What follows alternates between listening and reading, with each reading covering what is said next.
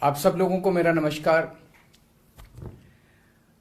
आज का दिन भारत के इतिहास में एक तरह से भारतीय जनतंत्र के लिए काला दिन साबित हुआ।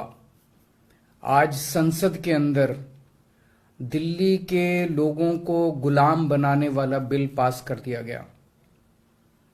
ये बिल दिल्ली के लोगों को बेबस बना देता है, असहाय बनाता है, लाचार बनाता है, गुलाम बनाता है।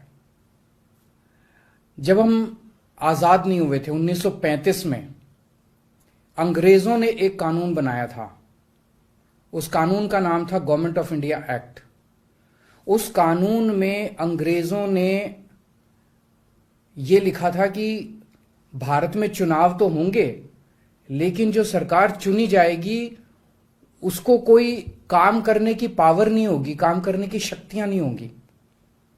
जब हमारा देश आजाद हुआ तो हमने संविधान बनाया और संविधान में हमने लिखा कि चुनाव होंगे, लोग अपनी सरकार चुनेंगे और जो सरकार चुनेंगे उस सरकार को लोगों के लिए काम करने की सारी शक्तियां होंगी।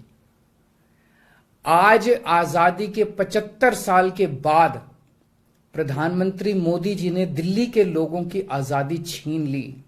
उन्होंने 1935 वाला अंग्रेजों का कानून बनाया है कि दिल्ली के लोग चुनाव तो होंगे, दिल्ली के लोग अपनी सरकार तो चुनेंगे, लेकिन उस सरकार को काम करने की कोई भी शक्ति नहीं होगी। ये कानून आज हमारे देश की संसद ने पास किया है। दिल्ली के लोगों की वोट की अब कोई कीमत नहीं बची है। अब सरकार बनाई, उस सरकार की कोई शक्ति नहीं है। सुप्रीम कोर्ट ने एक आदेश दिया था, 11 मई को सुप्रीम कोर्ट ने आदेश दिया था। सुप्रीम कोर्ट ने क्या कहा? सुप्रीम कोर्ट ने कहा, भारत एक जनतंत्र है। इस जनतंत्र में हम अपनी सरकार चुनते हैं, जनता अपनी सरकार चुनती है और उस सरकार को जनता के लिए काम करने की पूरी ताकत होनी चाहिए, सुप्रीम कोर्ट ने कहा। प्रधानमंत्री जी ने एक ही हफ्ते के, सुप्रीम कोर्ट का जैसे आदेश आया, एक हफ्ते के बाद उसको सुप्रीम कोर्ट के आदेश को पलट दिया और उसके खिलाफ एक अध्यादेश लेके आए। और आज हमारे देश की संसद ने उस अध्यादेश को इस देश का कानून बना दिया कि अब दिल्ली के लोगों की चुनी हुई सरकार को काम करने की कोई ताकत नहीं होगी। अब इस कानून में लिखा है कि दिल्ली के लोग जो मर्जी सरकार बनाएं, लेकिन उस सरकार को चलाएंगे एलजी साहब और मोदी जी, सीधे सीधे वही लोग चलाएंगे इस सरकार को। तो इससे साफ जाहिर है कि प्रधानमंत्री मोदी जी कह रहे हैं कि मैं सुप्रीम कोर्ट को भी नहीं मानता। जिस देश के प्रधानमंत्री उस देश की सर्वोच्च अदालत को नहीं मानते, उस देश का क्या भविष्य हो सकता है? सीधे सीधे वो कह रहे हैं सुप्रीम कोर्ट जो मर्जी आदेश पास करे, अगर मुझे सुप्रीम कोर्ट का आदेश पसंद नहीं आया तो मैं उसके खिलाफ कानून बना के सुप्रीम कोर्ट के आदेश को पलट दूंगा। इतना अहंकार हो गया इन लोगों को। इन लोगों ने देखा कि दिल्ली में आम आदमी पार्टी को हराना बहुत मुश्किल है।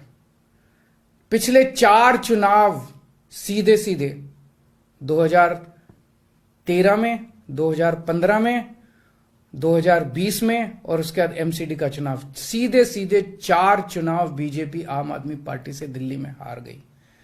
दिल्ली के अंदर 25 साल से ज्यादा हो गए अब बीजेपी की सरकार नहीं बनी है। 25 साल से इनको वनवास दिल्ली के लोगों ने दिया हुआ है। तो इनको लगा कि आम आदमी पार्टी को हराना मुश्किल है, तो इन्होंने चोर दरवाजे से, पीछे से चोर दरवाजे से इन्होंने दिल्ली की सत्ता को हथियाने की कोशिश की है। दिल्ली के लोगों ने एक बार आम आदमी पार्टी को 70 में से 67 सीट दी और 3 सीट बीजेपी को दी। दूसरी बार 70 में से 62 सीट दी और 8 सीट बीजेपी को दी। तो एक तरह से दिल्ली की जनता ने चिल्ला चिल्ला के बीजेपी को कहा है कि दिल्ली के अंदर दखलंदाजी मत करना। प्रधानमंत्री जी को साफ साफ शब्दों में दिल्ली के लोगों ने कहा, 7 सीट उनको नेशनल चुनाव में 7 सीट दी और दिल्ली के चुनाव में 3 सीट दी। तो मोदी जी को साफ साफ दिल्ली की जनता ने कहा कि दिल्ली के काम में दखलंदाजी मत करना, आप देश संभालो। लेकिन मोदी जी कहते हैं मैं जनता की बात नहीं मानता। इतना अहंकार हो गया, ना जनता को की बात मानते, ना सुप्रीम कोर्ट की बात मानते। और आपको पता है इस कानून में क्या लिखा है, जो कानून आज पास किया है? इस कानून में लिखा है कि दिल्ली के ऊपर से नीचे A category, B category, C category, D category, जितने दिल्ली सरकार के कर्मचारी हैं, उन सारे कर्मचारियों को के बारे में सारी पॉलिसी केंद्र सरकार बनाएगी। उनकी ट्रांसफर पॉलिसी, कौन अधिकारी, कौन चपरासी क्या काम करेगा, ये देश के प्रधानमंत्री बैठ के दिल्ली सरकार का कौन सा चपरासी क्या काम करेगा, कौन सा चपरासी फाइल उठाएगा, कौन सा चपरासी चाय पिलाएगा, कौन सा चपरासी खाना, ये काम रहेगा प्रधानमंत्री जी को। इसके लिए प्रधानमंत्री बनाया था देश का कि आप दिल्ली के चपरासियों की ट्रांसफर पॉलिसी बनाओगे बैठ के प्रधानमंत्री बनके। आप केंद्र चलाओ ना, आप दिल्ली के अंदर क्यों दखल अंदाजी कर रहे हो? आपको क्या लगता है ऐसा क्यों कर रहे हैं? वो ऐसा इसलिए कर रहे हैं क्योंकि पिछले 7-8 साल में बिना किसी पावर के भी हम लोगों ने जो काम किए हैं, हमने इतने शानदार स्कूल बनाए, इतने शानदार अस्पताल बनाए, 24 घंटे बिजली कर दी, बिजली फ्री कर दी, पानी घर घर पहुंचा रहे हैं, सड़कें बनाई, इतने सारे काम हम लोगों ने कर दिए। इनसे वो काम नहीं हो रहे। 30-30 साल से गुजरात के अंदर इनकी सरकार है, बेड़ा गर्क है गुजरात का। हरियाणा के अंदर इनकी सरकार बनी, हरियाणा में बेड़ा गर्क है इनका। मणिपुर के अंदर बीजेपी की सरकार है, मणिपुर को जला दिया इन लोगों ने। इसलिए केजरीवाल के साथ कंपटीशन नहीं कर सकते, काम में कंपटीशन नहीं कर सकते, हमारे जैसे काम नहीं कर सकते, आम आदमी पार्टी के जैसे काम नहीं कर सकते। इसलिए केजरीवाल को काम करने से रोको, किसी भी तरह से केजरीवाल को काम करने से रोको, बस ये इनका मकसद है। मैं सुन रहा था अमित शाह जी को, वहां पे संसद में भाषण दे रहे थे, कहते हैं झगड़ते बहुत हैं ये लोग, झगड़ते बहुत हैं ये लोग। मैं स्कूल बनाता हूं, ये मेरे को स्कूल नहीं बना देते। फिर मैं जब इनसे कहता हूं मेरे को स्कूल बना देने दो, तो कहते हैं झगड़ता बहुत है केजरीवाल। मैं मोहल्ला क्लिनिक बनाता हूं, मेरे मोहल्ला क्लिनिक तोड़वा दिए इन लोगों ने। फिर कहते हैं केजरीवाल झगड़ता बहुत है, मैं इनको कहता हूं मेरे को मोहल्ला क्लिनिक बनाने दो। मैं अस्पताल में दवाइयां फ्री करता हूं, कहते हैं दवाइयां फ्री क्यों करता है। मैं बिजली फ्री करता हूं, कहते हैं केजरीवाल फ्री भी दे रहा है, फ्री की रेवड़ियां दे रहा है, कहते हैं झगड़ते बहुत हैं। मैं जो भी करता हूं, चाहे झगड़ता हूं चाहे जो भी करता हूं, दिल्ली के लोगों को पसंद हूं। इसीलिए 3 बार 4-4 बार दिल्ली के लोगों ने मेरे को, जो भी कर रहा हूं ठीक ही कर रहा हूं, तभी 4-4 बार लोगों ने हमें वोट दिया। और होम मिनिस्टर अमित शाह जी क्या कहते हैं, मैंने सुना उनको संसद में, हमारे पास पावर है, संविधान ने हमें पावर दी है कानून पास करने की, हमारे पास पावर है, हमें सुप्रीम कोर्ट ने पावर दिया है ये कानून पास करने की। अरे आपको पावर दी है जनता की सेवा करने की, जनता के ऊपर अत्याचार करने के लिए पावर नहीं दी आपको। इतना घमंड मत कीजिए अमित शाह जी। आपको पावर दी गई है ताकि आप विकास करें देश का, आपको पावर दी गई है ताकि आप देश के लोगों को शक्तिशाली बनाएं। आपको पावर इसलिए नहीं दी गई है कि आप देश के लोगों को लाचार बना दें और उनके वोट का अधिकार छीन लें। ये जो आप पावर पावर पावर पावर कर रहे हो, ये पावर आपको जनता की सेवा करने के लिए दी गई है। मैंने देखा है अमित शाह जी पिछले चुनाव में आप घर घर जाके दिल्ली के अंदर पर्चे बांट रहे थे, एक एक घर में जाके आप पर्चे बांट रहे थे। दिल्ली के लोगों ने आपको नकार दिया। अब आप दिल्ली के लोगों को तमाचा मारने आ गए।